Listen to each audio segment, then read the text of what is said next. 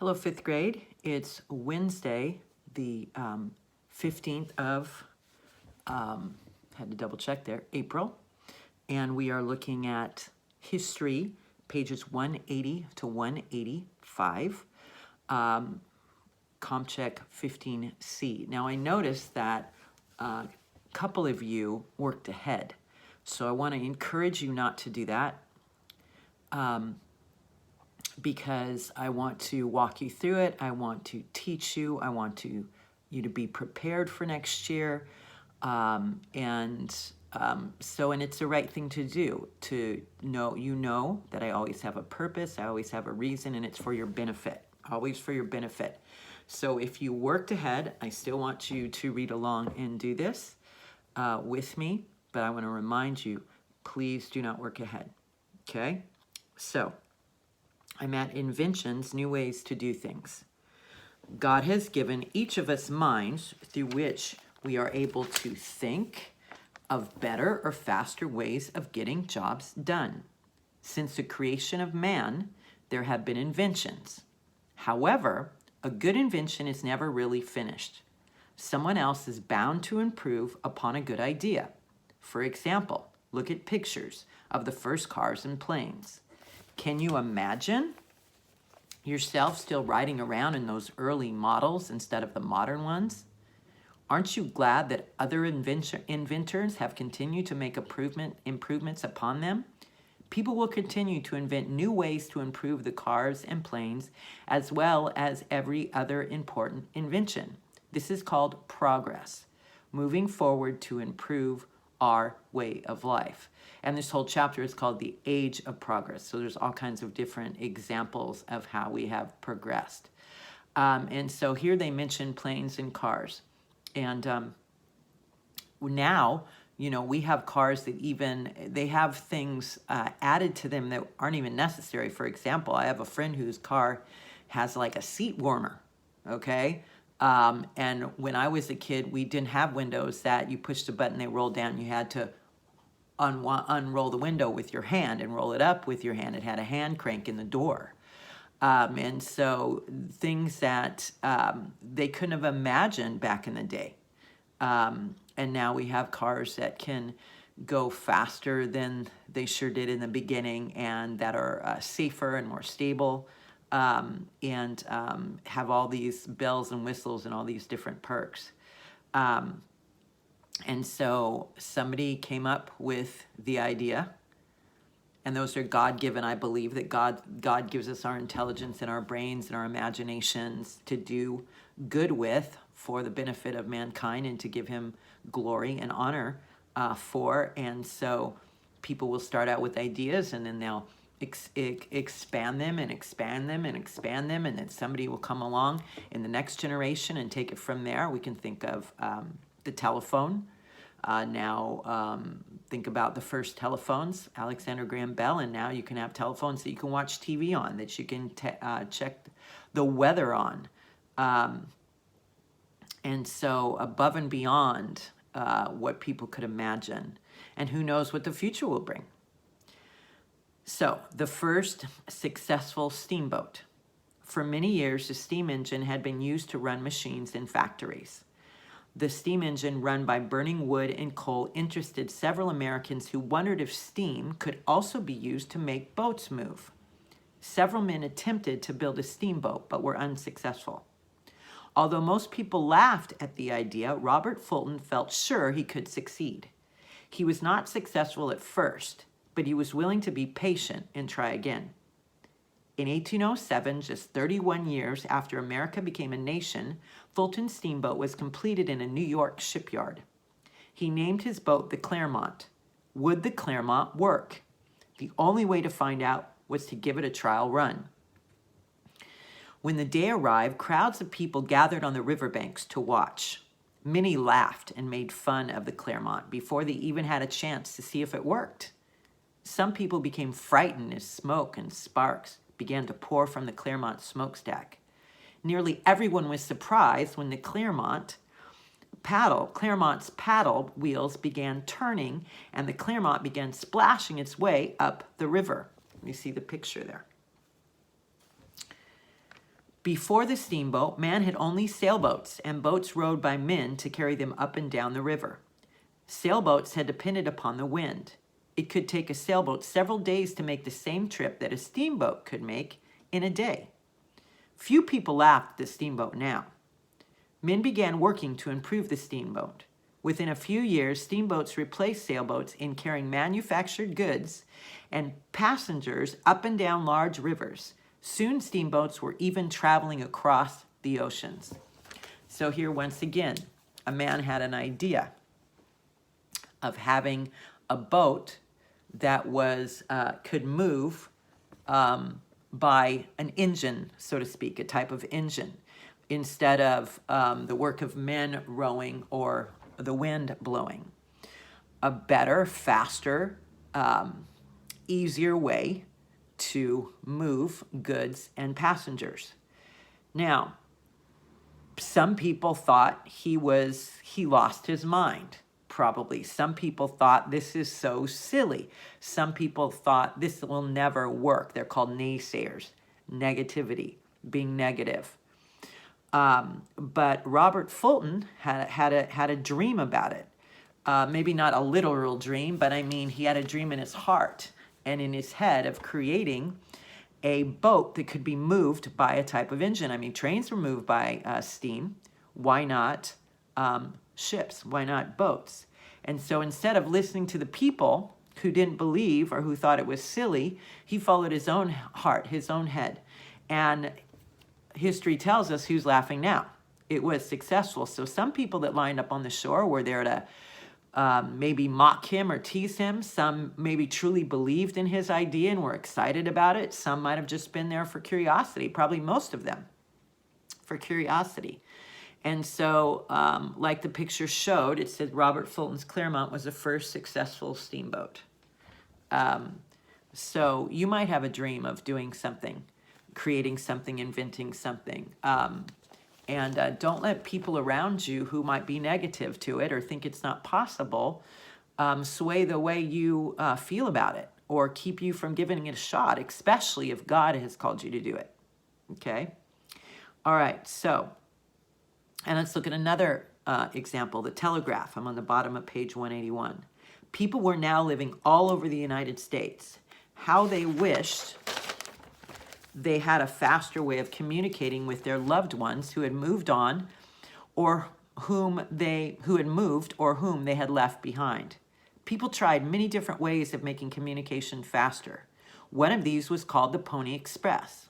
The Pony Express was a mail route from St. Joseph, Missouri to Sacramento, California, that opened in 1860 and lasted only 19 months. Boys or young men who were small and light and who were not afraid of riding through Indian country alone carried the mail. The mail carrier would ride a pony as fast as he could for a 10 or 15-mile stretch. Then he would stop at a relay station to switch to a fresh pony and to be on his way again in less than 2 minutes. It's kind of like a relay race where you're passing the baton, but in this case, you're passing the mail. The rider would cover from 75 to 100 miles in a day. A letter sent by Pony Express could travel from coast to coast in 10 days. But the Pony Express was expensive. At first, it cost $5 to send a letter, and very dangerous. Men continued to look for a faster means of communication. So you see a picture of a Pony Express relay station. And there's a young man. It says, being a Pony Express rider was a dangerous job. The mail for the Pony Express was carried in the leather pouches on the sides of the saddle. So he's got his mail pouch. And he would ride as fast as he could. And then until the horse, needed rest. And then they'd pass it to the next rider. And it could go from coast to coast, letter in 10 days. But it took $5. Just to mail it. So it was expensive. And it only lasted 19 months. So let's go on. Pretty basic. Steamboats and railroads speeded up communication somewhat, but there were some men who felt there had to be a faster way. One of these was a Christian man named Samuel Morse. Have you ever heard of Morse code? He believed that messages could be sent over long distances through a wire by electricity. In the 1840s, electricity was still new and exciting. Samuel Morse set about drawing plans for his invention. Then he began building what was called the telegraph. The biggest problem that he ran into was lack of money. An invention may make a person wealthy, but the invention has to be built and proved before someone will become interested in buying it. Okay? So Samuel Morse needed money to finish his experiments. So he had the idea. It was God-given. He's a believer. He had the idea. And for an invention, he was going to call it a telegraph. But as he was working on it, he ran out of money to continue to create and build. So he needs investors, people that are going to invest in his ideas. Now, before somebody is going to invest in something, they want to know that it works. Why would you put your hard-earned money into something that's not going to work? You're going to waste it. It's like throwing it in the trash. You don't want to do that. Okay? And a good invention can make someone very wealthy, but it has to be proven first. So Samuel Morse needed money to finish his experiments. Most of all, he needed money to spread telegraph lines over long distances to prove that his experiment worked. Morse was a poor man with a family to support. He often went without food himself so that he could work a little longer on his experiments. Morse knew that his invention would greatly benefit our country. If he had the money to prove it would work, important messages could be sent from city to city in a matter of seconds instead of days. Knowing this, he decided to ask the United States Congress for money to prove his experiment. Now, when you go to Congress and you ask for money, obviously you have a vision that will affect the whole country. And Congress would want to get involved in something that's going to make the people's lives easier, better, more fulfilling, etc. And plus the importance, the importance of communication of things that are going on in the whole nation, as well as in individual families and individual lives, people bringing news to other people. Like you want to call grandma who lives in Atlanta, Georgia, because something exciting has happened in your life, you can just pick up the phone and do that. Let alone if a president is going to speak to the nation as a whole and communicate to the nation as a whole, you want to be able to do that as quickly as possible. So something as big as, national news, to just a family member sharing something with another family member, the telegraph could be very helpful. And so the telegraph operates by sending, electricity, it says, was new during this time, by sending messages through wires. But those wires have to be strung up on telegraph poles and strung up like we have, telephone poles all over our cities, electrical poles. They're not electrical, but they're wooden. You know what I'm talking about. And the electrical wires are strewn around them and among them and strung up by them, and they keep them from high enough that nobody gets hurt, because electricity can shock and kill.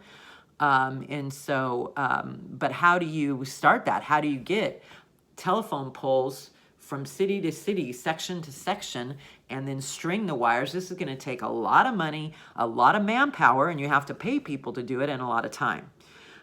So instead of thinking, this is impossible, this is too hard, this will never work, he went to Congress to get some help, to get some support. All right, so let's see what happened. At first, Congress voted no. We don't get it. Impossible. Too hard. Will it work? Several years passed. Now notice, Samuel Morse did not give up. Morse became discouraged, but he would not give up. Again, he asked Congress for the money, and this time, Congress voted yes.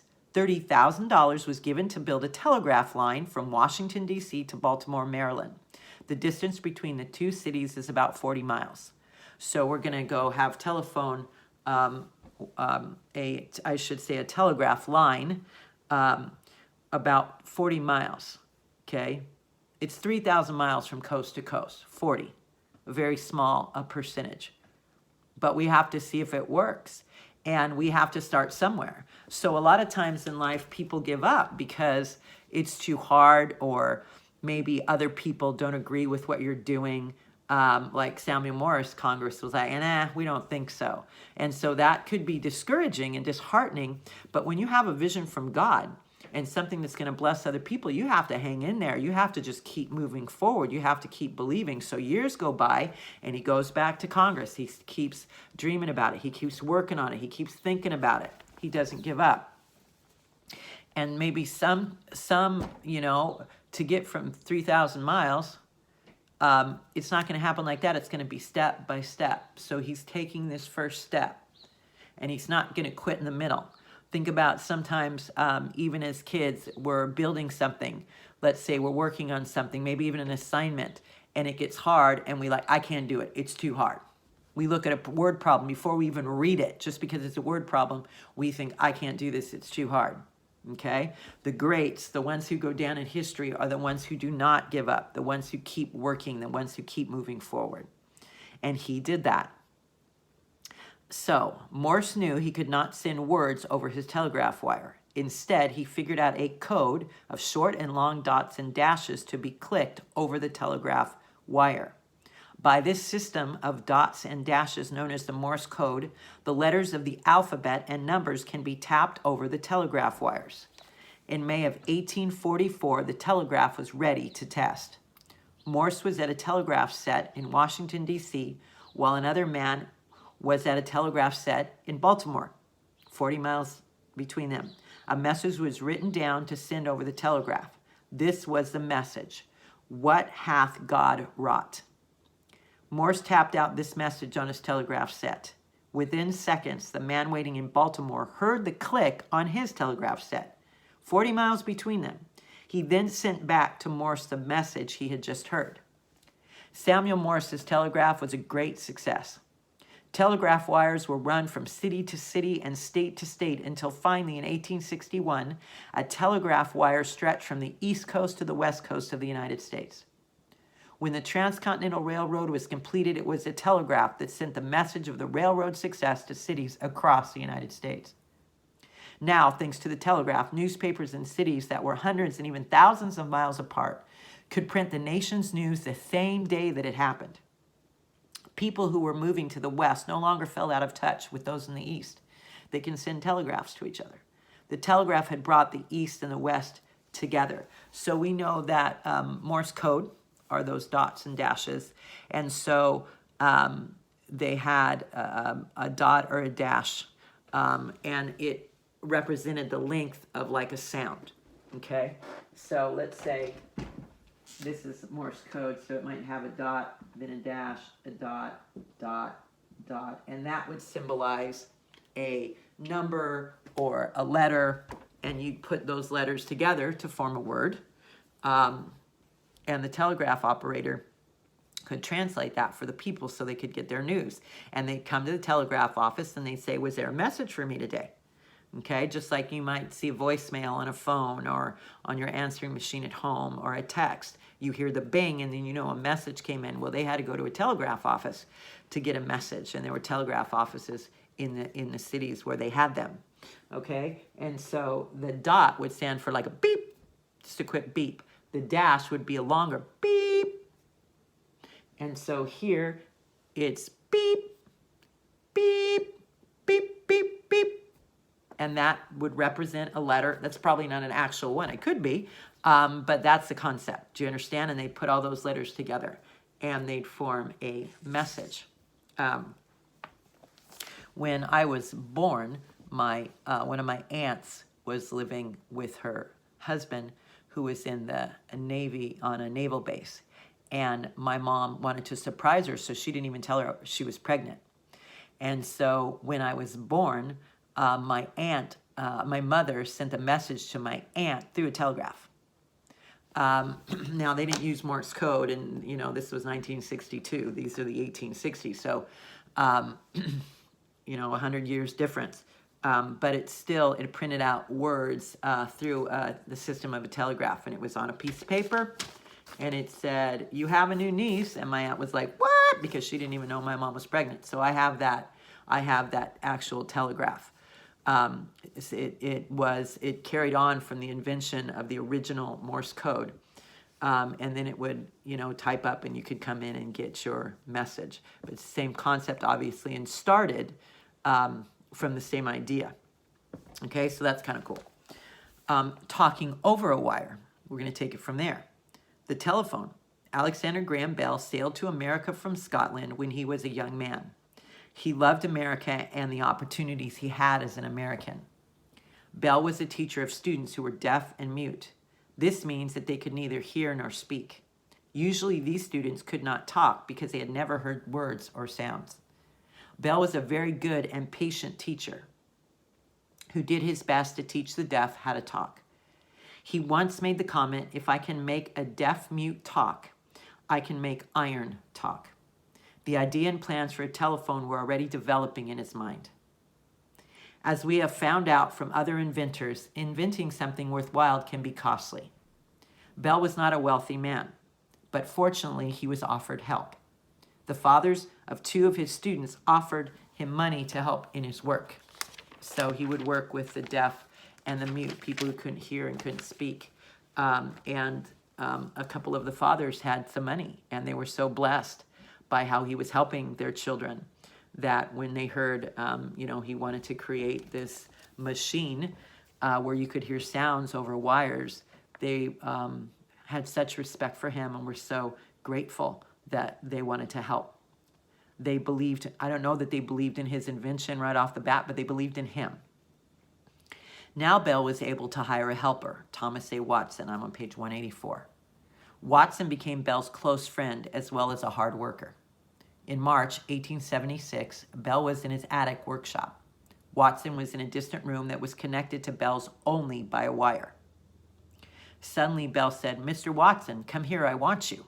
Excitedly, Mr. Watson came running. The telephone worked. He had heard Bell's voice over the telephone. Americans were slow to realize the importance of Alexander Graham Bell's invention. Now think, people are like taking it too far because some people are literally addicted to their phones. They're constantly on their phones, constantly texting or looking at Instagram or whatever. But at first, people were like, I don't know, that's not my thing, or that doesn't sound beneficial or useful to me. And now we have the exact opposite. They thought of the telephone more as a toy than as an important invention that could change their way of living. In 1876, a World's Fair was held in Philadelphia, Pennsylvania, to celebrate our country's 100th birthday. Our country had changed greatly since the Declaration of Independence had been written. Because new inventions had an important place in that change, many new inventions were showed at the World's Fair. One of those inventions was the telephone. Important men came from many different countries to judge the inventions. The American judges wanted to pass by Bell's invention. That's weird. Not even interested, missing out, right? Being negative instead of checking it out. It says, but the Emperor of Brazil was too interested to pass by. He picked up the receiver and Bell talked to him from the other end. "It talks," said the excited emperor. "This is the most wonderful thing in America," said an interested English scientist. Americans finally began to see the telephone's usefulness. 1 year later, the Bell Telephone Company came into being. In 1915, another important telephone conversation took place between Bell and his friend Watson. Remember the first one was in one room and one was in the other. Now in this case, his conversation was taking place between New York and San Francisco, from coast to coast. It says, in 1915, another important telephone conversation took place between Bell and his friend Watson. Again, Bell said, "Mr. Watson, come here, I want you." But Bell was joking this time. You see, Alexander Graham Bell was speaking in New York. Mr. Watson was in San Francisco, California. It was the first coast-to-coast telephone conversation. Now here's a picture of Alexander Graham Bell at the showing his invention here, speaking into his most famous invention, the telephone, and you can see that's quite different. It looks like, well, you have your book in front of you. It looks like a shoebox or something. So different than the phones that we have today. I mean, right now I am videoing on my phone. Okay, so once again, naysayers, people thinking this is silly, this is just a toy, who's going to need that? Now, telephones have literally saved people's lives. We call 911 when we need help on a telephone. We call our grandparents to wish them a happy birthday, people that maybe they live far from us, with a telephone. We can call different continents with a telephone. All right?